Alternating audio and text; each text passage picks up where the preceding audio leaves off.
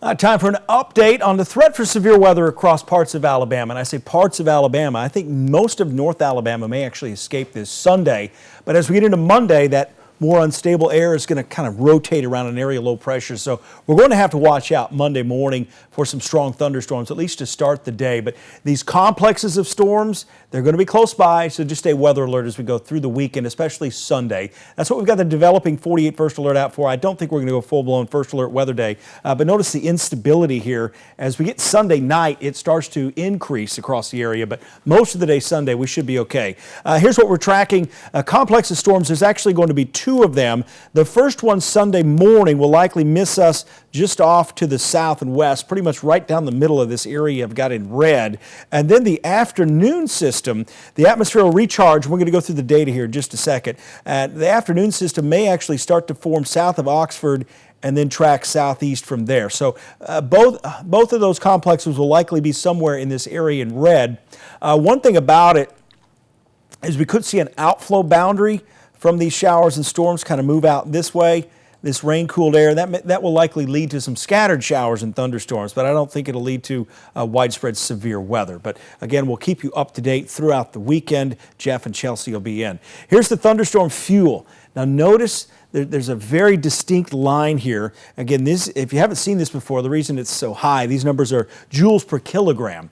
And anytime you get above 1,000, you have the threat for severe weather. And the reason this weather pattern's out of whack, there's two main reasons. One, the upper level winds are a lot stronger than they usually are this time of year. Usually these upper level winds are stronger to the north as we see the shift and transition of the severe weather season to the north this time of year. However, it's been unusual. So we have a lot higher wind speed above the ground, and then there's more wind shear. So the wind direction changes a little bit more with height, and that's what's allowing these updrafts to maintain themselves and why we're getting the large hail, because there's a fairly a different pocket of cooler air up there than we usually have. It's usually a little bit warmer all the way up this time of year too. So as we take a look at these developing complexes of storms, you'll see the initiation here. This is going to be a well-formed line of thunderstorms, and it's going to look like it's moving in our direction if you're tracking this on the First Alert weather app. This is Sunday morning around 7 o'clock, and the timing will change a little bit on this, and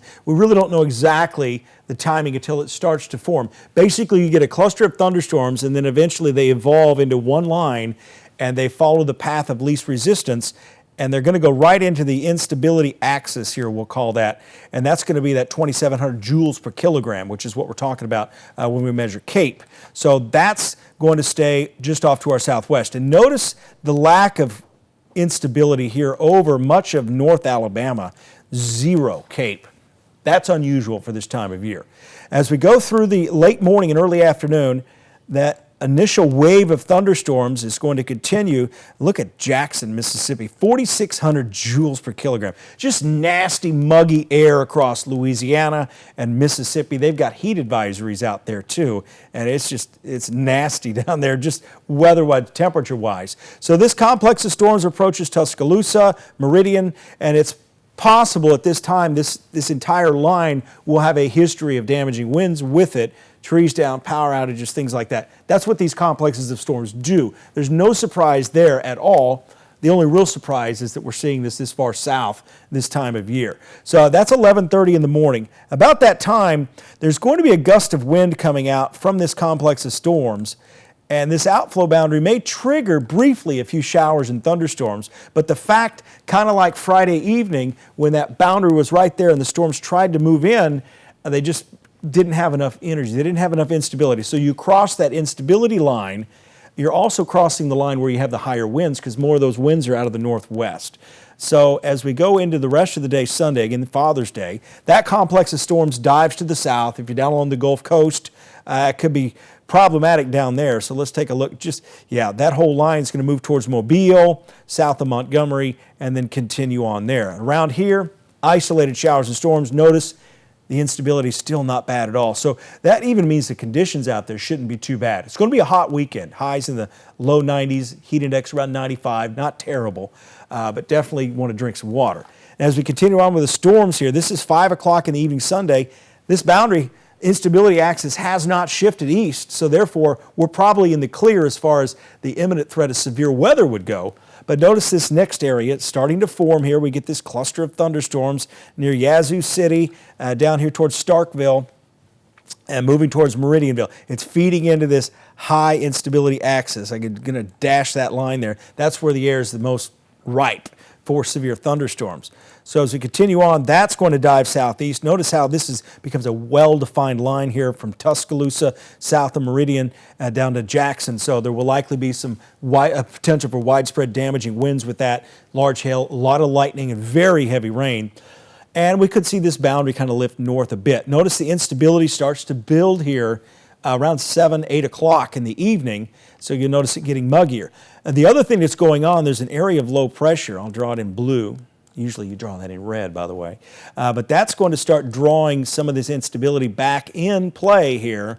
But the fact that we've had this big boundary of thunderstorms moving through that area, it's going to disrupt it somewhat.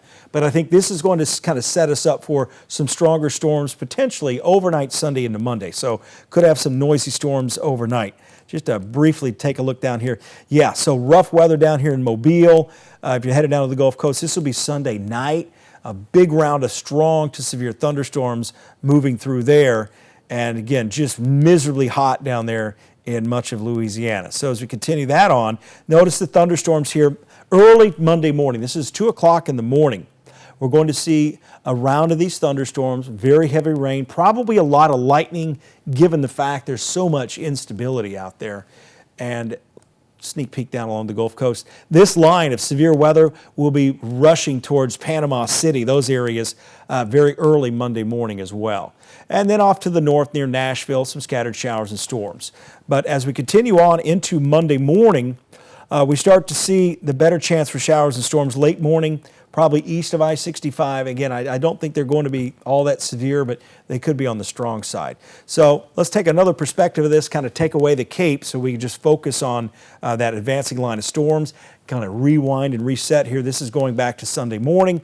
That area of thunderstorms tracking east-southeast. And then again, a rain-cooled boundary perhaps moving into parts of North Alabama, triggering some brief showers and thunderstorms for your afternoon plans. So just be aware, lightning, of course, could see some small hail with these isolated storms. And it's just going to be a really hot afternoon for Father's Day.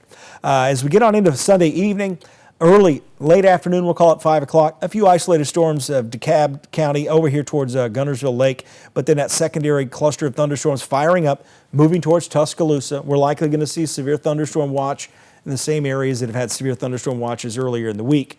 And then as we get on into Sunday night and Monday, slight break with those scattered showers and storms developing early Monday morning. So again, we're going to keep a developing 48 first alert, but I don't think we're going to go with a first alert weather day unless something changes. And if anything changes, it would likely be the threat here for overnight Sunday into Monday morning. So we've got a lot of instability out there, mainly to our west, but Sunday night, our instability grows just a bit, but maybe not all the ingredients for severe weather coming together. But just stay weather alert as we go through the weekend. We will keep you up to date as we go through the weekend. Have a good Father's Day weekend. And hey, if you stayed around this long, don't forget to subscribe here on my YouTube channel. Thank you. You guys have a great weekend.